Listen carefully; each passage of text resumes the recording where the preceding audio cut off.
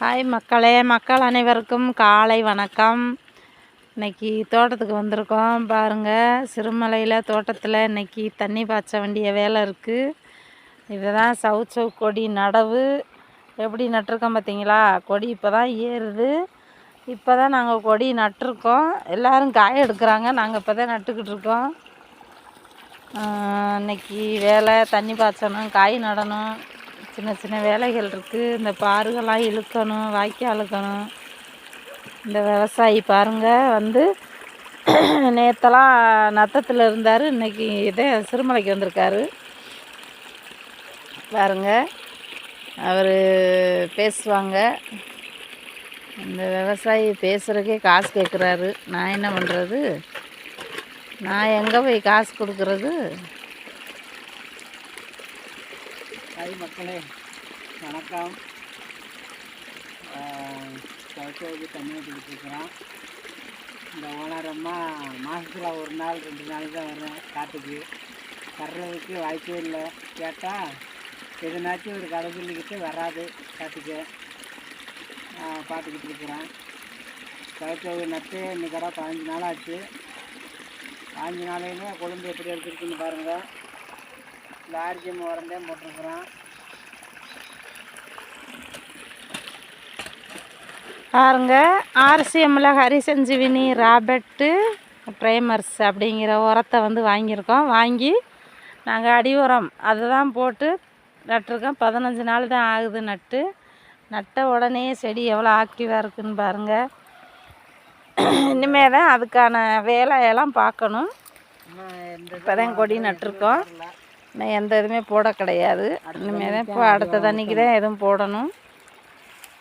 பாருங்கள், பார்த்தீங்களா என்ன சொல்கிறாங்கன்னு? பார்த்தீங்களா, இந்த விவசாயி 15 நாளைக்கு ஒருக்க காட்டுக்கு வந்தால், மாதத்தில் 2 தடவை வந்தால் எப்படிங்க வாரம் வீடியோ போட முடியும்? சிறுமலைக்கு வந்து வாரம் வீடியோ போட்டுக்கிட்டு இருக்கேன். அவர் என்னடானா காட்டுக்கே வர்றதில் நான் ரொம்ப கூட்டிகிட்டு வரேன்னு சொல்லிக்கிட்டு இருக்காரு. பார்த்தீங்களா, பொய் எப்படி பேசுகிறாங்க பார்த்தீங்களா? காலையிலையே அப்படியெல்லாம் பேசுனா எப்படிங்க?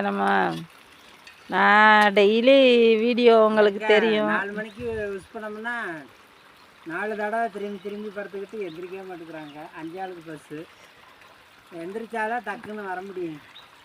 ரொம்ப கூட்டிகிட்டு நான் என்ன பண்ண முடியும்? நான் காலையில் எந்திரிச்சு நைட்டு 11 மணி ஆயிடுது நான் தூங்கவே. அதுக்கப்புறம் தூங்கி நான் 4 மணிக்கு எந்திரிக்கணும்னா எப்படி எந்திரிக்கிறது? அதனால் ஒரு நாள் ரெஸ்ட்டு விடுங்கன்னு கேட்டாலும் இந்த சம்சாரி எனக்கு ரெஸ்ட்டு விட மாட்டேங்கிறாரு. அவ்வளோ வேலை நடக்குது. என்ன பண்ணுறது? விவசாயினா வேலை பார்த்து தான் ஆகணும். அதுக்காக ஓடிக்கிட்டே தெரிய வேண்டியதாக இருக்குது பாருங்கள். அதனால் இன்றைக்கி வேலை, அதனால் இன்றைக்கி வந்து தண்ணி பாய்ச்சிக்கிட்டு இருக்கோம். தண்ணி பாய்ச்சிட்டு களை வெட்டணும், காடு ராஞ்சணும், வேலை பார்க்கணும். எவ்வளோ வேலைகள் இருக்குது. இன்றைக்கி யாரும் வேலைக்கு வரல. கூலிக்காரவங்க யாரும் வரமாட்டேங்கிறாங்க. அதாவது வேலை பார்க்குறவங்களுக்கு கூட அவ்வளோ சௌகரியமாக இருக்குது. ஏன்னா வேலைக்கு போனால் காசு, வேலைக்கு போகலன்னா காசு இல்லை அப்படின்னு நினைக்கிறாங்க. வேலை பார்த்தா காசு வாங்கிக்கலாம், வேலை பார்க்கலன்னா வீட்டில் தானே இருக்கிறோம் அப்படிங்கிற மாதிரி மைண்டுக்கு போயிடுறாங்க. ஆனால் சம்சாரிகள் வந்து அப்படி இருக்க முடியாது. நம்ம இன்றைக்கி வேலை பார்த்தா தான் போய் தோட்டத்தில் தண்ணி பாய்ச்சணுன்னா பாய்ச்சி தான் ஆகணும், வேலை பார்க்கணுன்னா பார்த்து தான் ஆகணும். அப்படி பார்த்தா மட்டும்தான் நம்ம வந்து விவசாயம் போட்டு எடுக்க முடியும், மகசூலை பெற முடியும். அப்படிங்கிறனால வேலையாட்களை விட விவசாயிகளுக்கு அதிக முக்கியத்துவம் வேணும். அப்படிங்கிறப்ப நம்ம தான் நம்மளோட வேலைகளை வந்து யார் வந்தாலும் வராட்டியும் நம்மளோட வேலைகளை நம்ம கரெக்டாக பயன்படுத்தினா மட்டும்தான் நம்மளுக்கு அந்த டயத்தில் மகசூல் வரும்.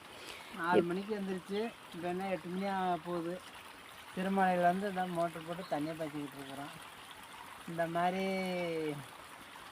ஒரு முயற்சி பண்ணி பார்த்தாத்தான் விவசாயம் எடுக்க முடியும். அசால்ட்டாக இருந்துக்கிட்டு இருந்தோம்னா விவசாயம் பண்ணவே முடியாது.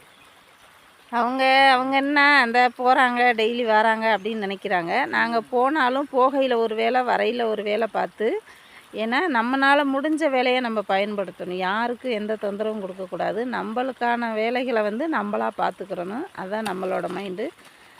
வந்தோம், காலைல 4 மணிக்கு எந்திரிச்சோம், பஸ்ஸை பிடிச்சோம், பஸ்ஸிலேருந்து இறங்கி நடந்து வந்தோம், வரையிலே வியாபாரம் பார்த்தோம், வீட்டுக்கு வந்தோம். காட்டில் வந்து இந்த பாருங்கள் தண்ணி பாய்ச்சிக்கிட்டு இருக்கோம். தண்ணி பாய்ச்சிட்டு அடுத்து காய் நடணும். அடுத்துக்கான வேலை எவ்வளவோ வேலைகள் இருக்குது. அந்த வேலையெல்லாம் பார்க்கணும். பார்த்துட்டு சாயந்தரம் 6 மணி பஸ்ஸுக்கு மறுபடியும் கிளம்பணும். அப்படி இருக்கிற சூழ்நிலையில் இடப்பட்ட கேப்பில் நம்ம எவ்வளோ வேலை நம்மளால் முடியுமோ அவ்வளோ விலைக்கு நம்ம வேலையை ஆக்டிவாக பார்த்தோம்னா தான் நம்மளோட உடம்பும் ஆரோக்கியமாக இருக்கும், நம்மளோட மைண்டும் ரிலாக்ஸாக இருக்கும். அப்படிங்கிறது தாங்க இதோட வேல்யூ. சப்ஸ்கிரைப் கொடுங்க, லைக் கொடுங்க, இந்த சேனலுக்கு ஒரு சப்போர்ட் கொடுங்க.